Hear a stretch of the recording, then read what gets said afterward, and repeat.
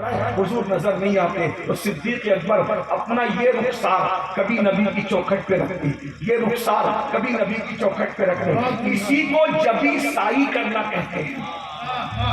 ایک ہے سجدہ کرنا جو ہمارے یہاں حرام ہے، نبی کی چوکھٹ پہ بھی سجدہ حرام ہے، نہیں کر سکتے، سجدہ حرام ہے، لیکن جبی سائی کرنا یہ ہمارے مسلک کا قرہ امتیاز ہے۔ کیا بات ہے، اس لیے لوگ ہم پہ فتویٰ لگانے سے پہلے یہ دیکھ لیا کریں کہ سجدہ ہو رہا ہے یا جبی سائی ہو رہی ہے۔ اسی لیے تو میرے دادا مرشد نے کہا تھا سنگے درے جانا پر کرتا ہوں جبی سائی، سجدہ نہ سمجھ نجدی سر دیتا ہوں نظر۔ نعرہ تکبیر، نعرہ رسالت، تحفظ ایمان کا اندازہ کریں یہ جبی سائی درے یاد پہ کرنا یہ کسی ملا کی بدعت نہیں ہے، مسجد نبوی کے رسول اللہ کے مقرر کردہ باضابطہ پہلے امام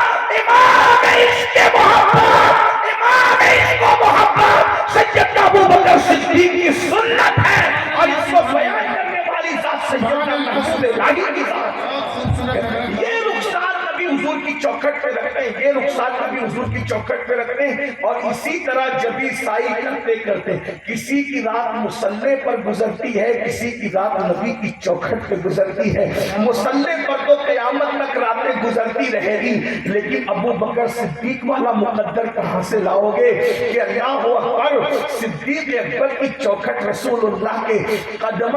رکھنے کی جگہ پر گزر رہی ہے، اور اسی طرح جبی سائی کرتے کرتے آنکھ لگ جاتی ہے۔ جب صبح کو حضور دروازہ کھولتے ہیں تو ابو بکر کو اپنے دروازے پہ پڑا ہوا پاتے ہیں۔ توجہ کریں، تصور میں آئے، صدیق اکبر کو اپنے دروازے میں پڑا ہوا پاتے ہیں تو سرکار مسکرا کر صدیق کو جگا کر کہتے ہیں ابو بکر کون سی ضرورت تجھے یہاں لائی ہے اور تو کیوں آیا ہے؟ صدیق آنکھوں میں آنسو لے کر کہتے ہیں آپ کے بغیر گھر میں دل نہیں لگ رہا تھا، تو میں نے سوچا آپ نہ صحیح آپ کی چوکھٹ سے دل بہلا لیں گے، اور جب صبح ہوگی ابو بکر صبح کو سب سے پہلے جس کو دیکھے گا آمینہ کے لال کو دیکھے گا، اور ابو بکر کو سب سے پہلے آمینہ کے لال اپنے نبی کو دیکھے گا، اور صبح سب سے پہلے نبی کی نظر جس گلاب پر پڑے گی وہ کوئی اور نہیں ہوگا، وہ بھی ابو بکر ہوگا۔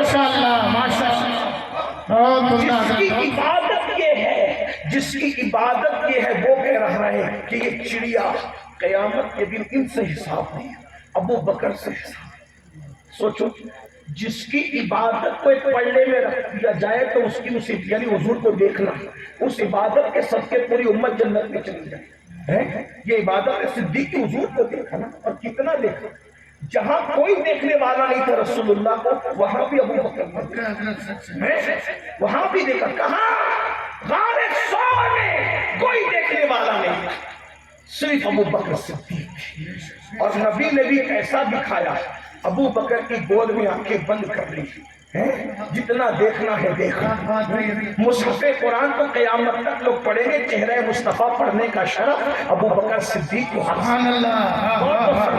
توجہ تو فرمائے، ایسا نبی کو دیکھنے والا کہہ رہا ہے کہ چڑیوں سے حساب نہیں ہوگا، ابو بکر اپنے اعمال کا جواب کیا دے گا؟ بتاؤ، جو اتنا نیک ہو وہ قیامت کے حوالے سے اللہ سے ڈر رہا ہے، اور جن کی زندگی میں 5 کلمے بھی یاد نہیں وہ جنت کے ٹھیکیدار بنے۔ سوچو، غور کرو۔ ایک روایت یہاں پڑھتا ہوں، شاید آپ کے دل میں اللہ کی بات اتار دے۔ صدیق اکبر کے بعد یہ سیدنا فاروق اعظم جانشین رسول، حضور کا انتخاب، اللہ اکبر،